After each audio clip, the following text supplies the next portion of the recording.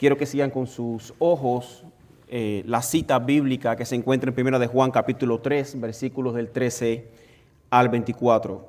Y dice así su palabra. Hermanos míos, no os extrañéis si el mundo os aborrece.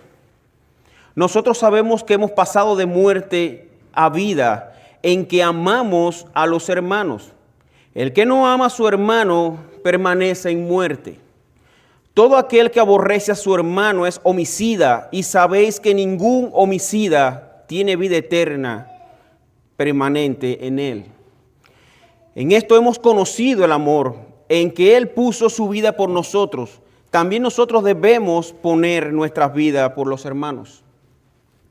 Pero el que tiene bienes de este mundo y ve a su hermano tener necesidad y cierra contra él su corazón, ¿cómo mora el amor de Dios en él? Hijitos míos, no amemos de palabra ni de lengua, sino de hechos y en verdad. Y en esto conocemos que somos de la verdad y aseguraremos nuestros corazones delante de Él. Pues si nuestro corazón nos reprende, mayor que nuestro corazón es Dios, y Él sabe todas las cosas.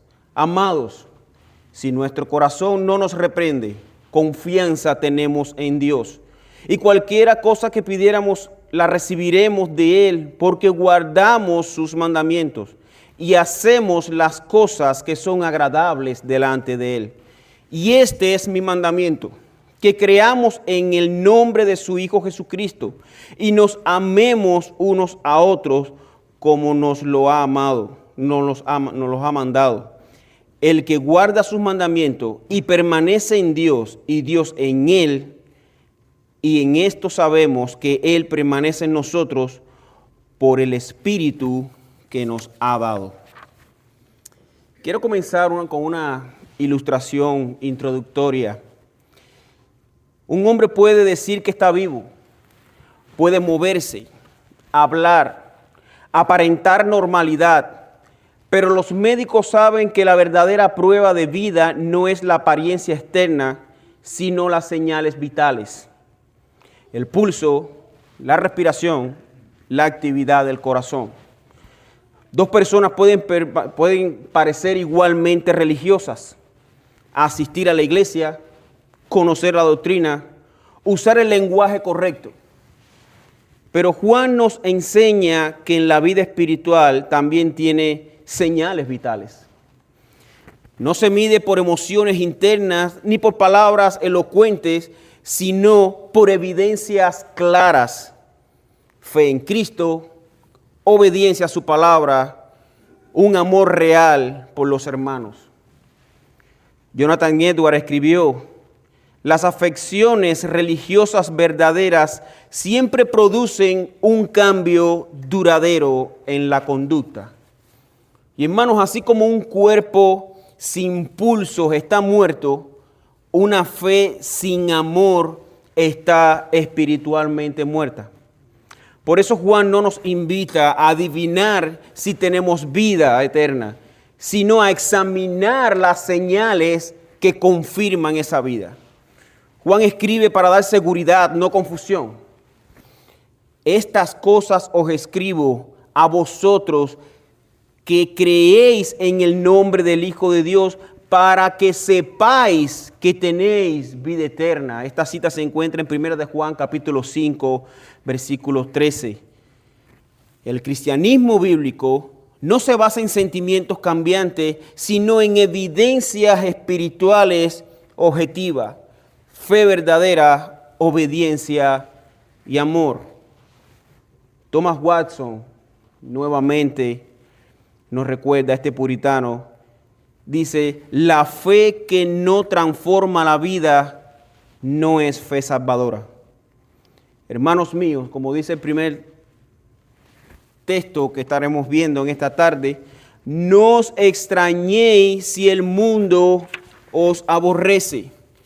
Y el apóstol Juan escribe a una iglesia confundida, herida por falsas enseñanzas y marcada por divisiones internas.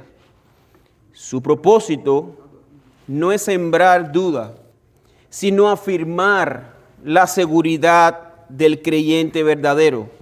Y en este pasaje Juan nos enseña que el amor cristiano no es la causa de nuestra salvación. Y oiga bien, hermano, el amor cristiano no es la causa de nuestra salvación, pero sí la evidencia de que hemos pasado de muerte a vida.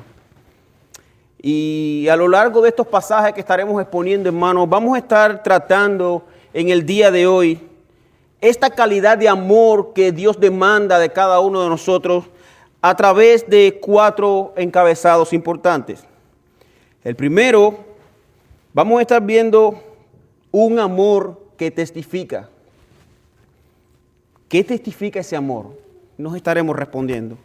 El segundo, estaremos viendo un amor sacrificial. Ese amor sacrificial debe distinguirnos a nosotros como creyentes genuinos. El tercer punto, estaremos viendo un amor que produce obras. Y el cuarto, veremos un amor que nos identifica. Y para cerrar, estaremos viendo, si Dios lo permite, algunas aplicaciones prácticas. Mis amados hermanos, vamos a orar y a pedirle a nuestro Señor que nos acompañe, nos ayude y nos dé discernimiento en la exposición de su palabra. Padre amado, gracias te damos, Señor, por este momento que tú nos permites de estar aquí delante de esta porción de tu palabra, Señor, donde Juan, inspirado por tu Espíritu, nos ha dejado una enseñanza sumamente importante que en sus días fue crucial para la unidad de la iglesia, pero que en nuestros días también sigue siendo tan importante, Señor, que entendamos cada uno de nosotros esta unidad que tú demandas, porque así evitamos, oh Dios, males mayores, tanto en la doctrina como en el trato entre nosotros. Señor, abre nuestro corazón, nuestro entendimiento, y que estas palabras, Padre, sean de gran ayuda emocional y espiritual en nuestras mentes, para que sepamos cada uno de nosotros estas distinciones que el amor va a hacer en nuestro carácter, Señor. Que aprendamos a amarnos unos a otros, oh Dios. En el nombre de Jesús te lo imploramos. Amén. Amén. Hermanos, el apóstol Juan comienza en este texto, primeramente poniéndonos en el contexto donde su iglesia en su momento y a la misma vez la nuestra, del contexto que cada uno de nosotros va a estar viviendo como creyente. Viene hablando desde el segundo capítulo que hay una distinción entre los que son como Abel y los que son como Adán, que los que son como Caín. ¿Y cuál es esta distinción? Precisamente el fruto de su amor y el fruto de sus obras. ¿Y por qué Juan empieza haciendo esta unión desde el segundo capítulo, del segundo capítulo? Porque el problema es que para nosotros seguir con la unidad de la iglesia, y si yo hago esta pregunta, imagino que muchos también contestarán al unísono que sí, todos desean una iglesia saludable, ¿verdad que sí? Pero resulta, hermanos, que esa iglesia saludable está compuesta por un ingrediente muy importante. Tenemos que tener, por supuesto, la presencia de Cristo, pero también está compuesto por creyentes saludables. Y esa salud se manifiesta a través de la unidad de una iglesia donde el amor va a ser su baluarte, donde el amor va a ser un estandarte visible, y no solamente entre nosotros que estamos codo a codo, sino también para los que nos están viendo de afuera. Por eso el apóstol Juan dice en su versículo 13, hermanos míos, no os extrañéis si el mundo os aborrece. Juan comienza una advertencia pastoral. Que no te sorprenda, el odio del mundo hacia el cristiano no es accidental, es espiritual. El mundo odia a los creyentes porque ven en ellos 3 características importantes. No comparten sus valores, no caminan en sus tinieblas y testifican con su vida que el mundo está errado. Juan conecta ese odio, hermanos míos, con Caín. Y si vamos al versículo del 12 al 15, vamos a ver cómo Caín no mató a Abel por celos humanos únicamente, sino porque sus obras eran malas y las de su hermano justas. En otras palabras, mis hermanos, según el modo de pensar de Juan, Caín representa la actitud de un mundo hacia la luz y hacia todo lo que intentan vivir sus vidas en la luz. Encontramos una dinámica similar en la historia de Noé, que obedeció a Dios construyendo el arca, pero en sí mismo, en el acto en sí mismo, implícitamente condenó al mundo. En Hebreos capítulo 11, versículo 7, y voy a dar un poco de tiempo si quieren acompañarme en la cita. Hebreos capítulo 11, versículo 7, encontramos: por la fe, Noé, cuando fue advertido por Dios acerca de cosas que aún no se veían, con temor preparó el arca en que su casa debería de salvarse, y por esa fe condenó al mundo y fue hecho heredero de la justicia que viene por la fe. Hermanos, el mundo odia la justicia, así que no os debe sorprender que os odie a vosotros. Les dice Juan a aquellos que si están viviendo según su fe en Cristo, pero Jesús también enseñó que en el mundo no puede odiar a aquellos que no viven en él. Me aborrece, dice Cristo, porque yo testifico que sus obras son malas.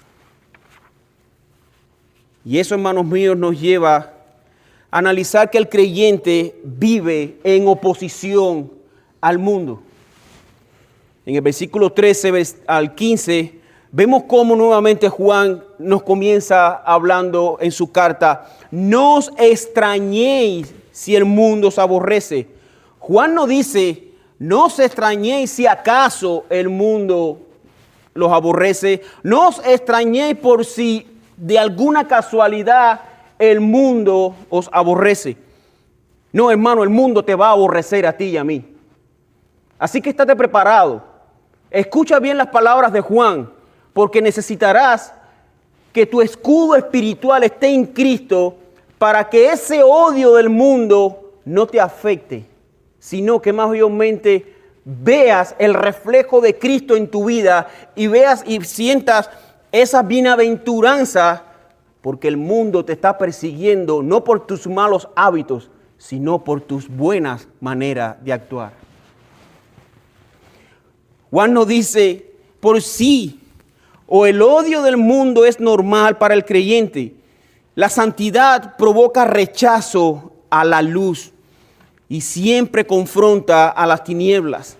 Juan capítulo 15, en el Evangelio, versículo 18, encontramos las palabras que dice: si el mundo os aborrece, dice el Señor Jesús, sabed que a mí me ha aborrecido antes que a vosotros. Hermanos, el mundo no odia al creyente a menos que vea a Cristo en él. ¿Usted escucha eso? El mundo no te va a odiar a menos que vea a Cristo en ti. Hermano, tú puedes estar hablando al que le guste los deportes como a mí. Tengo un compañero ahora de trabajo que he tenido la oportunidad, él es seguidor del Madrid, etcétera, del equipo de fútbol, y podemos estar hablando toda la tarde de la alineación que tuvo en los años 90, en los años 2000. Podemos estar hablando del próximo clásico del mundo de béisbol que se acerca.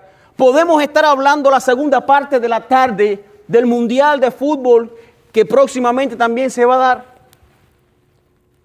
Pero cuando mencioné la palabra Cristo, ahí se acabó la conversación.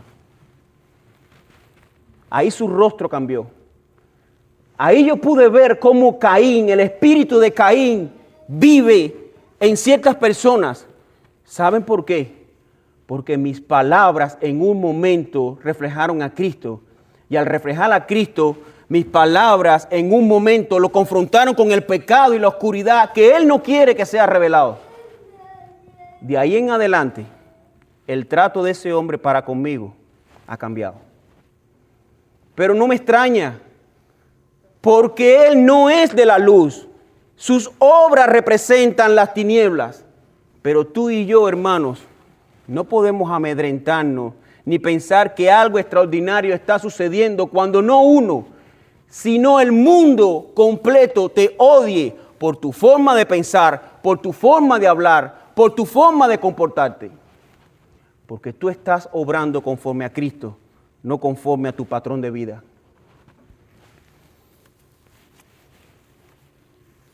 Hermanos, en la medida en que el creyente esté de acuerdo con el testimonio de Jesús sobre el mal y cambie su vida para hacer lo que es justo, lo que sea del mundo le odiará por ello. En el versículo 14 podemos ver cómo Juan continúa haciendo un contraste entre la vida versus la muerte. Dice el texto, nosotros sabemos que hemos pasado de muerte a vida. ¿Por qué? En que amamos a los hermanos.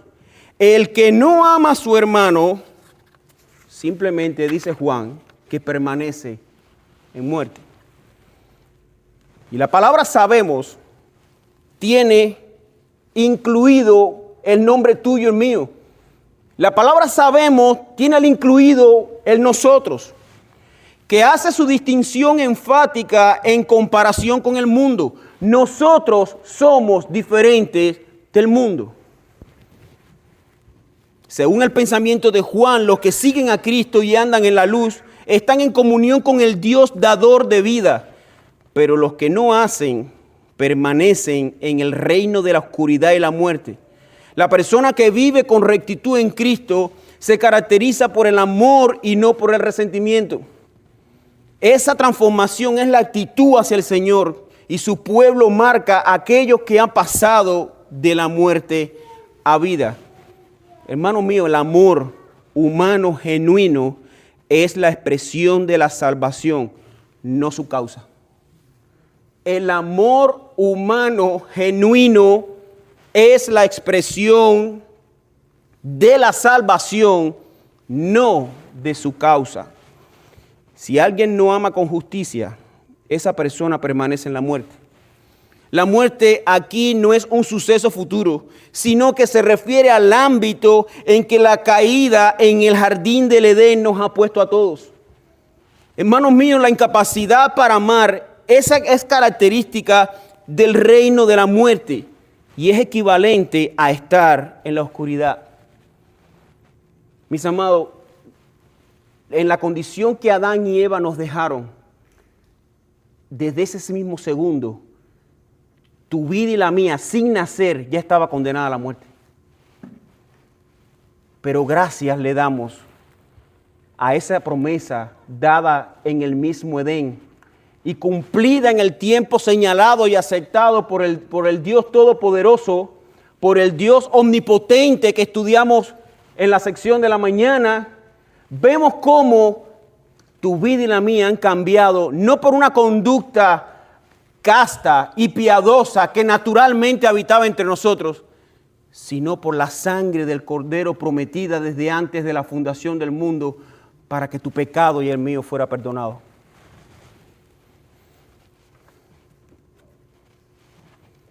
Esa verdad, hermanos, se hace evidente en los versículos del 9 al 11 del capítulo anterior, o sea, del capítulo número 2. Y dice Juan en primera de Juan capítulo 2, versículos del 9 al 11. El que dice que está en la luz y aborrece a su hermano, está todavía en tinieblas. El que ama a su hermano permanece en la luz y en él no hay tropiezo.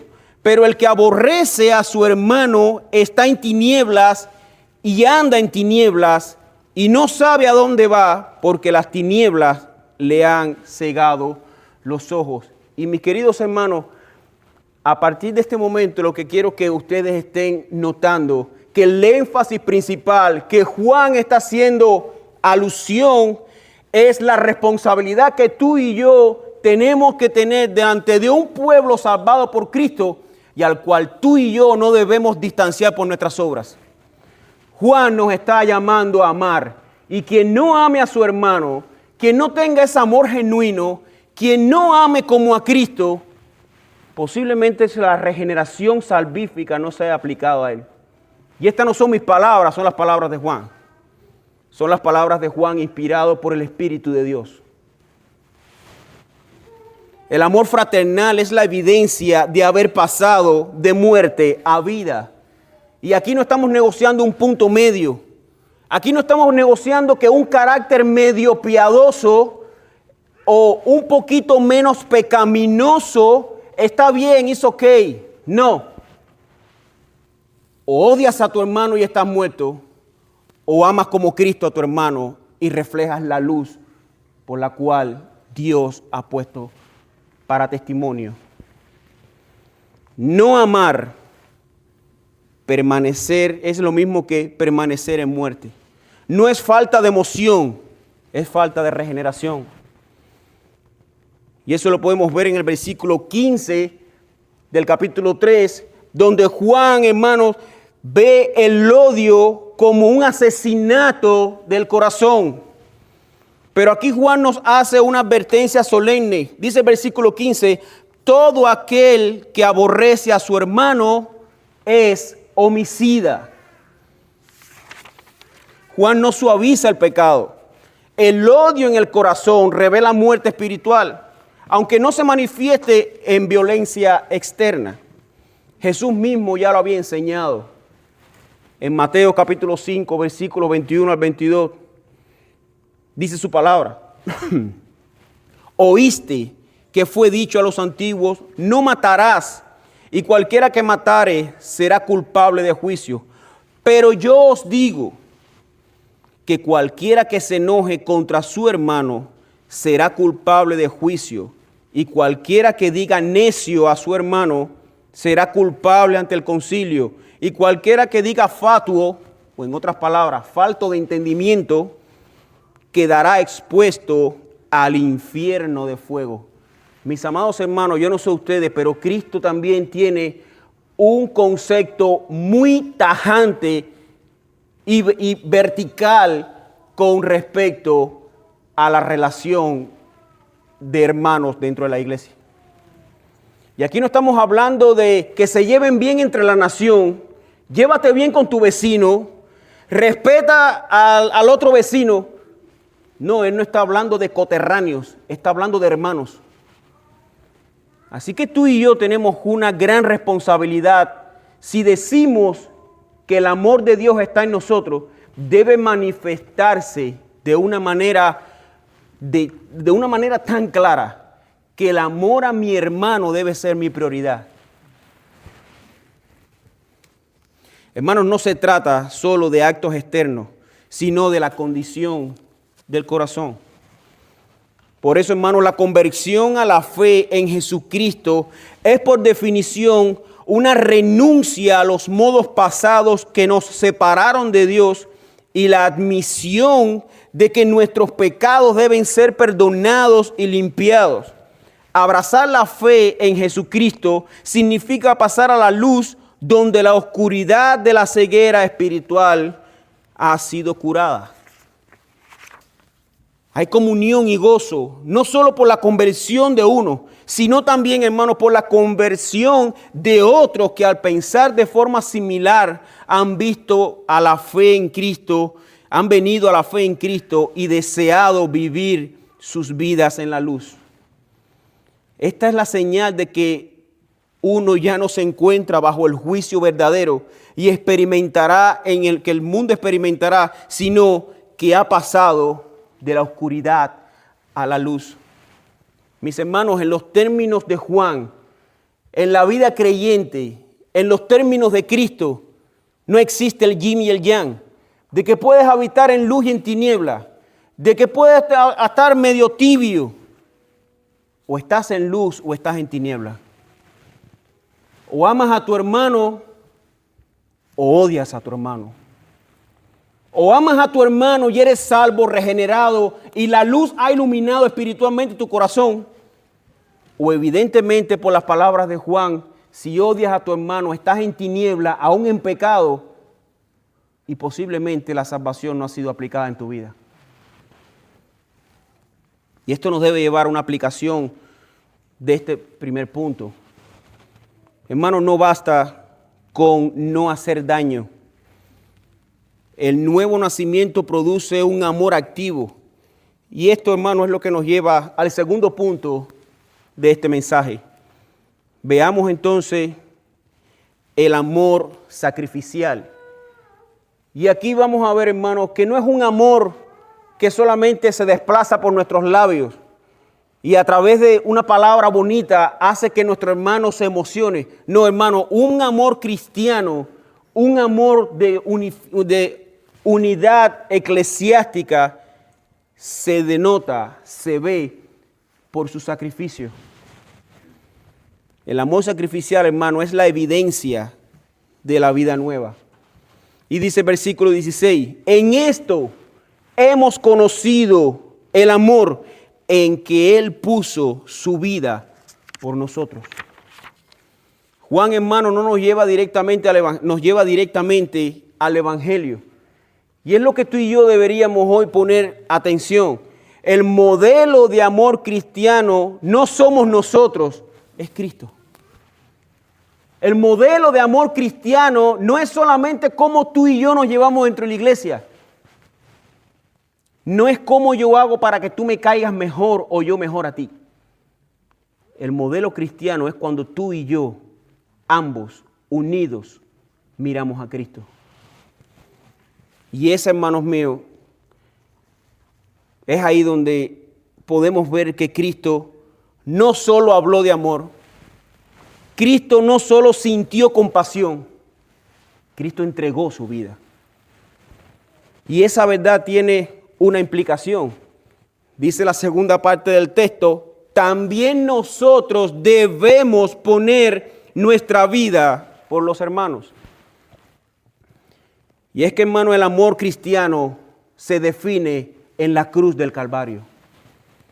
Si vemos el versículo 16, podemos ver ese versículo como la definición bíblica del amor. Ahí no vamos a ver un sentimentalismo, pero sí vamos a ver un sacrificio. En esto hemos conocido el amor en que Él puso su vida por nosotros. Cristo no dijo los amo. Cristo no dijo yo los quiero. Cristo no dijo vengan a mí y serán felices. Cristo fue y murió. Y para reforzar este punto aquí, hermanos, este texto declara específicamente que nosotros también deberíamos dar la vida por los demás. Esto inmediatamente hace reflexionar porque Jesús realmente murió por aquellos que vino a salvar. La muerte de Jesús fue un evento único en el plan redentor de Dios. Así que, ¿cómo podríamos nosotros imitar a Él? ¿Cómo lo podemos imitarlo? ¿Cómo podría imitarlo alguien? Y la frase dar la vida por aparece, hermanos, en el Nuevo Testamento, solo en el Evangelio de Juan y en las cartas. Y es curioso. Y es que particularmente en las enseñanzas de Jesús en el Evangelio de Juan, capítulo 15, versículos de 12 al 17, dice Jesús en su carta, y este es mi mandamiento. Y he aquí donde tenemos otra prueba visible de que Cristo es Dios. Él mismo poniendo su propio mandamiento. Y este es mi mandamiento, que os améis unos a otros como yo os he amado. Nadie tiene amor más grande que el dar la vida por sus amigos. Vosotros sois mis amigos si hacéis lo que yo os mando. Ya no os llamo siervos, porque el siervo no está al tanto de lo que hace su amo. Os he llamado amigos, porque todo lo que mi Padre le oí decir, os lo he dado a conocer. No me escogisteis vosotros a mí, sino que yo os escogí a vosotros y os comisioné para que vayáis y deis fruto, un fruto que perdure. Así el Padre os dará todo lo que le pidáis en mi nombre. Este es mi mandamiento, que os améis unos a otros. Y a mí me sorprende mucho, hermanos, cómo en ocasiones vemos esa descripción del amor de 1 Corintios 13 y a menudo lo utilizan como un poema de amor donde el hombre está declarándose rendido de amor hacia su novia o su esposa. Lo que pasa es que ese estándar de amor no le llega a ningún hombre ni ninguna mujer. Ese amor no es humano. Ese amor es el que solo Jesús siente por su iglesia. Ahora, hermanos, si hemos recibido ese amor, no podemos vivir egoístamente. Y esto es lo que nos lleva también al tercer punto en este mensaje. Un amor que produce obras. Y aquí en el versículo 17 encontramos: pero el que tiene bienes de este mundo y ve a su hermano tener necesidad y cierra contra él su corazón. Y miren la pregunta: ¿cómo mora el amor de Dios en él? ¿Cómo, mis hermanos? ¿Me dices que eres creyente, que amas a Dios, que estamos a punto de llegar a final de diciembre y ya casi has completado la lectura bíblica en un año, que has orado casi todos los días? Pero si tú cierras tu corazón por la necesidad de tu hermano, teniendo tu provisión suficiente, me parece que lo que has perdido es ese tiempo por 365 días, porque la palabra no ha dado fruto en ti. Y es que este versículo 17 lo podemos interpretar como la prueba práctica del amor. El amor no actúa. El amor que no actúa no es un amor bíblico. Ver la necesidad y cerrar el corazón es igual que negar la obra de Dios. Dar la vida como expresión adecuada de amor, hermanos, implica cubrir las necesidades de sustento básica de los demás. Juan advirtió en contra de estar tan seguros y orgullosos de nuestras cosas materiales y riquezas terrenales que dejemos de lado nuestra dependencia de Dios. Ahora nos advierte, el mismo Juan nos advierte que en contra de ver a los creyentes con necesidades imperiosas, vitales, no es que lo mantengamos, y quiero hacer un punto de aclaración, pero sí ver que el hermano está pasando una gran necesidad y no actuar para resolver esta necesidad. Hermanos, si los mandamientos más importantes son amar a Dios y amar a los demás como a uno mismo, el amor entonces es el cumplimiento del propósito de Dios para con nosotros. Jesús define el amor al prójimo en la parábola del buen samaritano como proveer los recursos vitales necesarios. Esta historia aparece en Lucas también, capítulo 10, versículos del 25 al 37. No la voy a citar porque ya nosotros conocemos el pasaje. Pero en esta familiar historia, el samaritano toma acciones extraordinarias para el bienestar de un judío que ha sido apaleado por unos ladrones. Le ofrece refugio, comida y cuidados médicos, todo a su cargo. En el contexto de Lucas, la parábola contesta la pregunta: ¿quién es el prójimo al que debo amar? Y la parábola no solo define prójimo, también define cómo debe ser el amor por los demás. Hermano, y en este caso, el judío experto en la ley sin duda estaría asombrado de escuchar que debía amar a aquel al que le encantaba odiar, a ese sucio samaritano. Pero también implica que no es necesario que nos guste nuestro prójimo.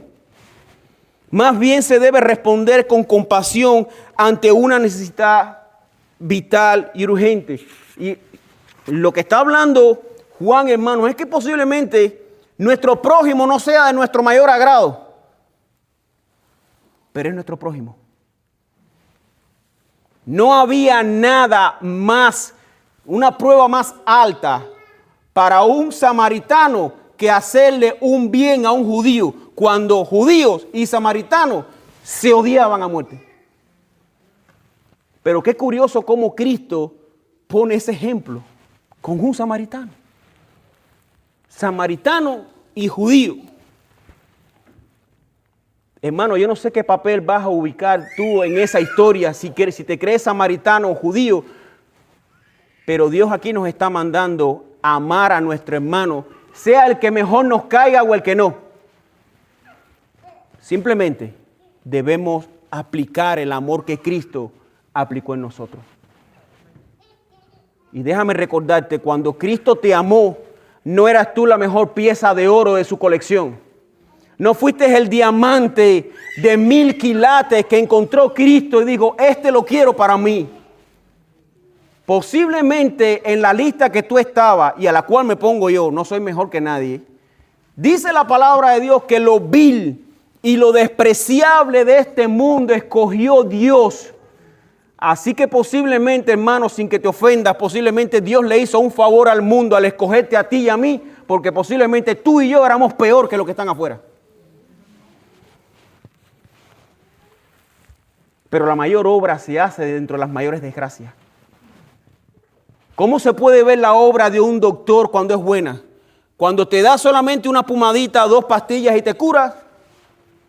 O cuando te tiene que someter de urgencia a un salón de operaciones, abrirte tu pecho, sacarte el corazón, reparártelo, volver a ponértelo y volverte a coserte. Y tú al mes estás como nuevo. Bueno, eso fue la obra que hizo Cristo en ti y en mí. Cristo quitó nuestro corazón de piedra, insensible, desnaturalizado, contento con el odio. Y ha puesto uno sensible a su palabra, a su amor, a su comprensión, para que de esa misma manera tu corazón lata en amor y comprensión con tu hermano. Y es por eso que el versículo 18 nos lleva a ver el amor en hechos y en verdad. Juan nos lleva a la palabra, a la acción. Y dice el versículo 18, hijitos míos, no amemos de palabras ni de lenguas, sino de hecho y en verdad. No amemos solamente llenarnos nuestras bocas de decirlo, Dios te bendiga, hermano. Y el hermano pasando más trabajo y tú sin hacer nada por él.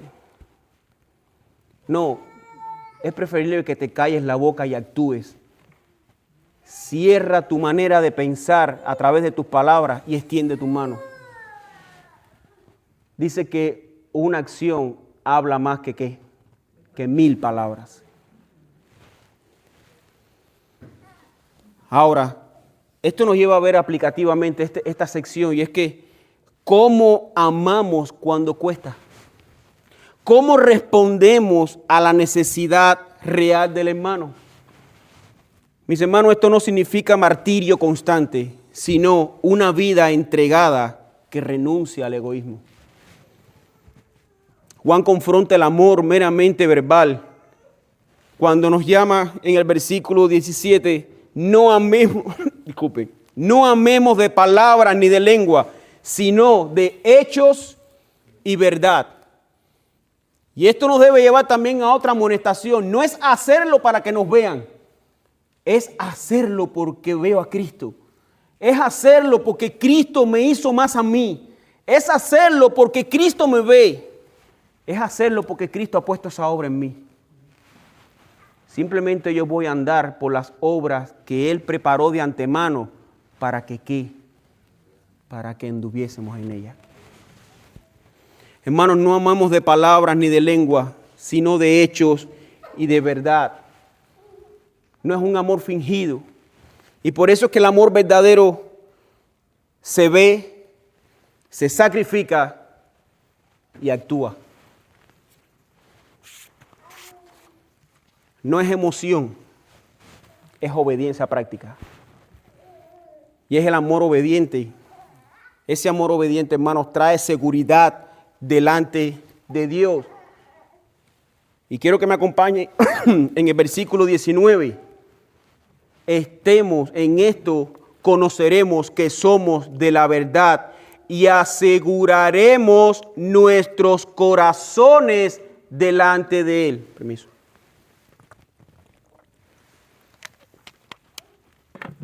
Mis hermanos, si vemos el texto aquí, Juan toca un punto profundamente pastoral. El corazón del creyente puede acusarlo. Y a veces, hermanos, nuestras conciencias nos condenan.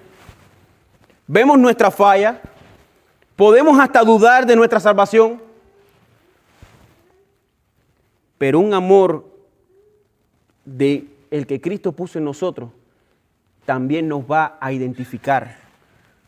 ¿Pero con qué? Nos va a identificar con Él. Nos va a identificar con Cristo. El creyente, hermanos míos, descansa con confianza delante de Dios. En el versículo 19, la verdad trae seguridad. Dice el texto que la obediencia, hermano, no nos va a salvar, pero afirma nuestro corazón. Pero Juan nos recuerda que Dios es mayor que nuestro corazón. Dice el versículo 19, y en esto conocemos que somos de la verdad y aseguraremos nuestros corazones delante de Él. Pues si nuestro corazón no nos reprende, mayor que nuestro corazón es Dios y Él sabe todas las cosas. Mis hermanos, este amor hace que tú no vivas con duda. Cuando tú estés en la duda de que serás o no amado por Dios, de que serás o no cristiano, Dios no te está mandando a que tú le creas a tu corazón. Dios te está mandando a que tú le creas a Él. Confía en Cristo. Mira a Cristo. Decían los puritanos que por una vez que caía ellos se acercaban 10 veces a Cristo. Mira a Cristo. Hermanos, Dios gobierna por encima de nuestras emociones. No confiemos en sentimientos. Confiemos en la verdad revelada. La seguridad cristiana no descansa en perfección, sino descansa en 3 pilares importantes. Una fe real en Cristo, un amor genuino por los hermanos. Y como tercero, una vida que, aunque sea imperfecta, camina en obediencia. Cuando estas evidencias están presentes, hermanos, el creyente puede tener, como dice el versículo 21, confianza delante de Dios.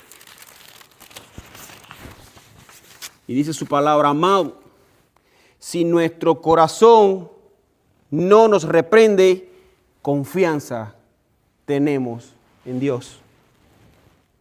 Hermanos, Dios es mayor que nuestro corazón. Cuando la conciencia acusa, Dios gobierna por encima de nuestras emociones. No confiamos en esos sentimientos, confiamos en esa verdad que Dios nos ha revelado.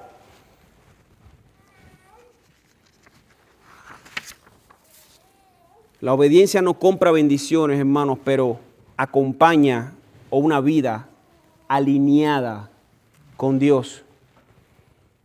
Y esto nos lleva, hermanos míos, a ver que la obediencia es un fruto, no causa de la salvación. Y todo, dice el versículo 22, y todo lo que pidiéremos lo recibiremos de Él, porque guardamos sus mandamientos. Y es que, hermano, ¿cómo Dios no va a responder esas oraciones? Si tú estás amando como Él, tú estás ayudando al mismo siervo que Él derramó su sangre, tú estás haciendo con tu hermano como mismo Cristo hizo contigo. Cristo está viendo que las obras que Él preparó de antemano, tú estás siendo obediente. Y Dios bendice la obediencia. Juan nos enseña, hermano, que no es que la salvación sea por obra. Él enseña que la obediencia es fruto inevitable de la fe verdadera. En resumen, del versículo 23, lo que podemos ver en el corazón del pasaje es que creamos en el nombre de su Hijo Jesucristo y nos amemos unos a otros. Fe y amor no se separan. Mis hermanos, la fe sin amor es falsa. El amor sin fe es insuficiente.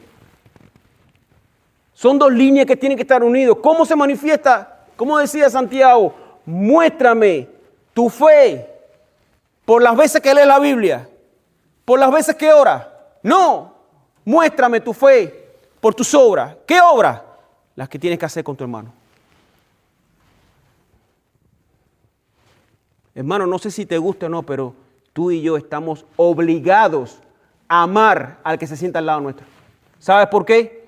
Porque ese que se sienta al lado nuestro es amado por el Padre al igual que tú. Y puede ser que no tengas ese sentimiento con el de al lado, pero pídeselo al Señor. Porque tiene que ser tu logo, tiene que ser tu marca, tiene que ser ese tatuaje que cuando lo vean de lejos digan, wow, ese es un hijo de Dios. Que no lo digan porque te pases el día hablando y tus palabras no concuerdan con tu forma de andar, sino que tu forma de andar hable más que el volumen de tus palabras. Porque hablen esas obras que son consistentes con la obra que Cristo hizo en ti. El creyente permanece en Dios y Dios en él por medio del Espíritu Santo. La vida cristiana no se vive en fuerzas humanas, sino en dependencia del Espíritu. Mis hermanos, la vida cristiana es fe, amor y permanencia. Y si podemos ver el mandamiento resumido en el versículo 23, lo que nos está diciendo Juan es que creer en Cristo, amarnos unos a otros, no son dos caminos, son dos frutos de la misma fe. Permanecer en Él es la evidencia final de la salvación, es la morada del Espíritu. En Romanos capítulo 8, versículo 10, pero si Cristo está en vosotros, el cuerpo en verdad está muerto a causa del pecado, mas el Espíritu vive a causa de la justicia. Y ya estoy terminando, hermanos, se los prometo. Y vamos a ver algunas conclusiones finales. Y es que en este pasaje, hermano, nos confronta y nos consuela.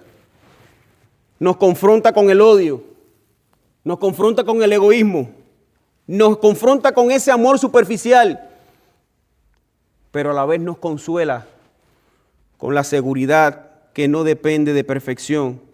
Dios es mayor que nuestro corazón. El amor genuino es una evidencia de vida eterna. Y por eso quiero hacerle un llamado, mis amados hermanos. No examinemos nuestro amor para ganar salvación. Examinémoslo para confirmar que Cristo vive en nosotros. El creyente verdadero ama, no para ser salvo, sino porque ya ha sido salvo.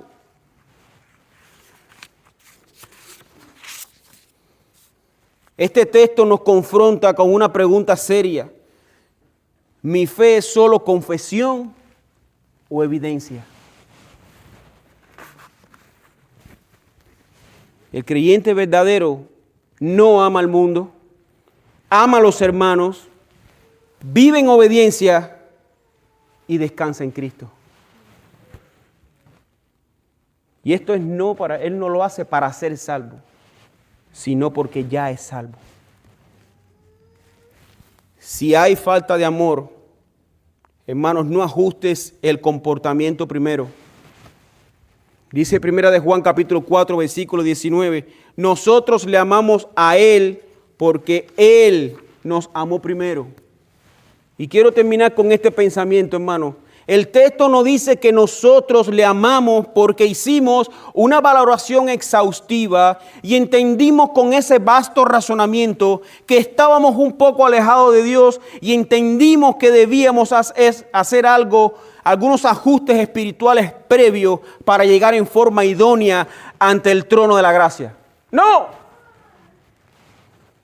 El texto dice que le amamos porque Él nos amó primero. Mis amados hermanos, si crees que ese amor no es compatible o te está faltando, pídeselo a Dios. Pero a ti, mi amigo que nos visita, que tu corazón todavía está lejos de Cristo, te voy a dar de corazón 3 consejos. Corre a la cruz. Examina si has nacido de nuevo. Y si estás coqueteando con Cristo, no coquetees, ve a la cruz. Confíale tu vida y descansa solo en Cristo. Solo en Cristo hay salvación y descanso. No vengas con tus méritos, no vengas con tus logros. Suelta esa mochila pesada. Ven a Cristo. Es como intentar salvarte de ahogarte teniendo una mochila llena de lingotes de oro.